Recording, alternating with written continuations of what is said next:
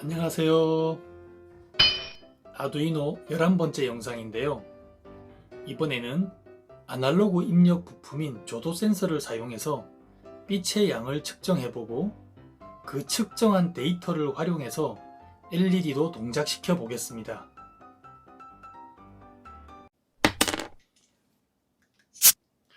조도 센서에서 조도는 단위 면적당 받는 빛의 양이고, 조도 센서는 빛의 양을 측정해서 전기 신호로 바꿔주는데요. 센서라고 부르지만 사실은 극성이 없는 가변 저항입니다. 빛의 양에 따라 저항값이 달라지는 황학 카드뮴이라는 화합물을 사용하기 때문에 CDS라고도 부릅니다. 조도 센서도 일종의 저항이지만 10kΩ짜리 저항을 달아줘야 하는데요. 빛의 양이 매우 많아지면 저항이 너무 작아져서 과전류가 흐를 수 있기 때문이고, 저항값에 따른 전압을 신호로 입력받기 위해서도 저항을 달아줘야 합니다. 그리고 조도 센서는 우리 일상 곳곳에 많이 사용이 되는데요. 그중 대표적인 것 하나가 자동차 헤드라이트입니다. 날이 어두워지거나 터널에 진입하면 자동으로 헤드라이트가 켜지도록 하는 것이죠. 이번에는 조도 센서를 풀업 저항으로 연결하는 것과 풀다운 저항으로 연결하는 것의 차이를 알아보겠는데요. 회로도 왼쪽에 있는 조도 센서는 풀업 저항이고, 오른쪽은 풀다운 저항으로 회로를 구성한 것입니다. 풀업 저항 방식은 저항을 5V에 연결하는 방식인데요. 풀다운 저항 방식은 저항을 GND에 연결하는 방식입니다. 조도 센서는 빛의 양에 따라 저항이 달라지고, 이것으로 인한 전압의 차이를 측정값으로 전달하는데요. 풀업은 빛의 양이 많아지면 측정값이 작아지고, 풀다운은 반대로 측정값이 커집니다. 그럼 이제 풀다운 저항으로 연결해서 조도 센서의 측정값 범위를 확인해 보겠습니다. 측정값을 시리얼 통신으로 출력해서 눈으로 확인할 수 있게 코딩했는데요. 부품의 특성이나 환경에 의해서 최소값과 최대값이 차이를 보이기 때문에 각자 사용하는 조도 센서의 측정값을 확인해 보시기 바랍니다. 그럼 코드를 살펴보겠습니다.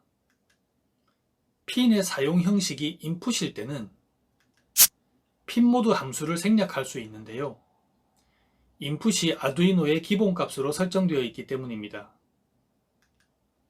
A형에 연결된 조도 센서의 측정값을 변수 CDS에 저장하고 시리얼 모니터와 시리얼 플로터에 출력해 봅니다. ID 메뉴에서 툴을 클릭하면 시리얼 모니터 바로 밑에 시리얼 플로터가 있는데요. 시리얼 모니터는 측정값을 문자로 출력하는데, 플로터는 그래프로 그려서 보여줍니다. 모니터 창과 플로터 창이 같이 띄워지지는 않기 때문에 한 가지씩만 사용해야 합니다. 팅커캐드에서도 조도 센서의 최소값과 최대값을 확인할 수 있습니다. 시리얼 모니터를 열고 문자 전송창 옆을 보면 플로터 아이콘이 있는데요. ID와 달리 모니터와 플로터 창을 함께 열고 시뮬레이션 할 수 있습니다. 조도 센서를 클릭하면 슬라이드 바가 나타나는데요. 왼쪽에 있는 검은색 원이 빛의 양이 가장 적은 최소값 쪽이고, 오른쪽 끝이 빛의 양이 가장 많은 최대값입니다. 팅커캐드는 부품의 특성이나 환경에 의한 영향을 받지 않기 때문에 항상 일정한 측정값이 나오게 되는데요. 최소값은 54, 최대값은 974입니다. 실제 조도 센서로 측정을 할 때는 빛이 최대한 투과되지 않게 볼펜 뚜껑 같은 것으로 씌워서 측정값이 더 이상 작아지지 않는 숫자가 얼마인지 확인한 뒤에 뚜껑을 벗기고 더 이상 커지지 않는 숫자를 확인하면 됩니다. 시리얼 모니터나 플로터에 측정값을 출력해서 최소값과 최대값을 확인해 봤는데요. 측정값을 출력해 보지 않고도 아날로그 부품의 최소, 최대값을 확인할 수 있습니다. 코딩으로 그것을 확인할 수 있는데요. 어떻게 코딩하면 되는지 알아보겠습니다. 셋업 함수에서 minmax라는 함수를 호출했는데요. 이 함수가 최소값과 최대값을 구하는 사용자 정의 함수입니다. 먼저 내장 LED를 켜서 측정이 시작된 것을 알려주는데요.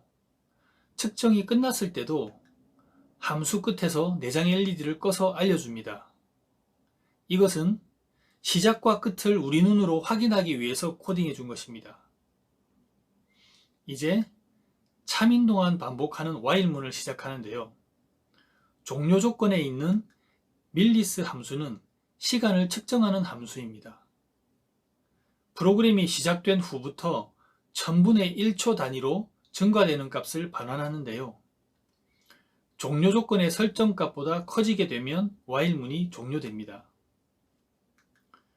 if문에서는 CDS 변수로 읽어온 측정값이 만약에 max보다 크면 그 값을 다시 max에 할당해주고 만약에 min보다 작으면 그 값을 다시 min에 할당함으로써 가장 큰 값과 작은 값을 저장하게 됩니다. 그런 다음 함수가 끝나면 시리얼 모니터에 최소값과 최대값을 출력해 줍니다. 이 코드는 조도 센서뿐만이 아니라 아날로그 부품의 정확한 입력 범위를 측정하기 위함인데요.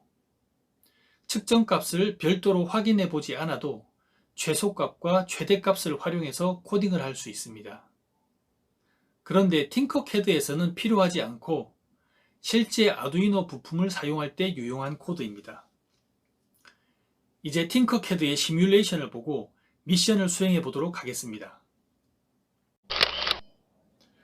조도 센서를 풀다운 저항 방식으로 회로를 구성하고 측정값이 500보다 작으면 LED가 켜지고 그렇지 않으면 꺼지게 코딩해야 하는데요. 먼저 시뮬레이션을 보겠습니다.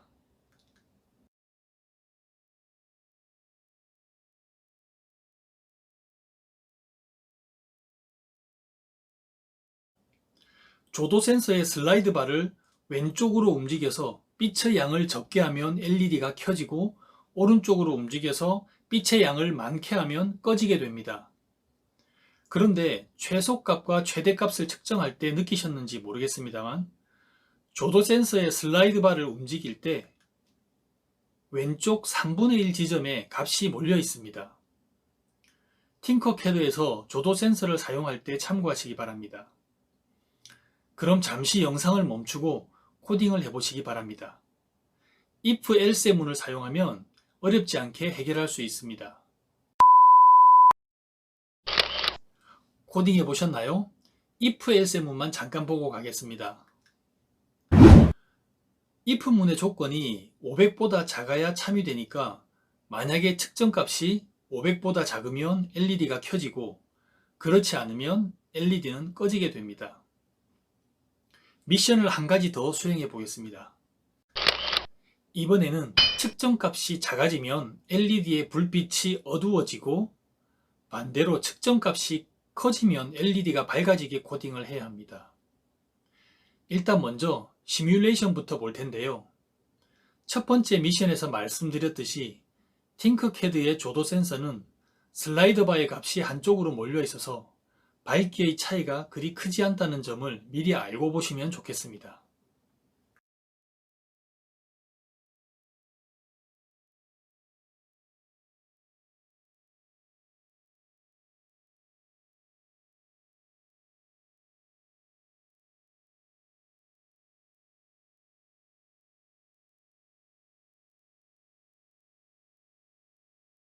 첫 번째 미션에서는 LED가 켜졌다 꺼졌다만 했었는데 이번에는 조금씩 어두워지는 것을 보셨을 겁니다. 미션을 해결하기 위해서는 맵 함수가 필요한데요. 이 함수가 어떤 역할을 하는지 알아보겠습니다. 맵 함수는 범위를 변환하는 함수인데요.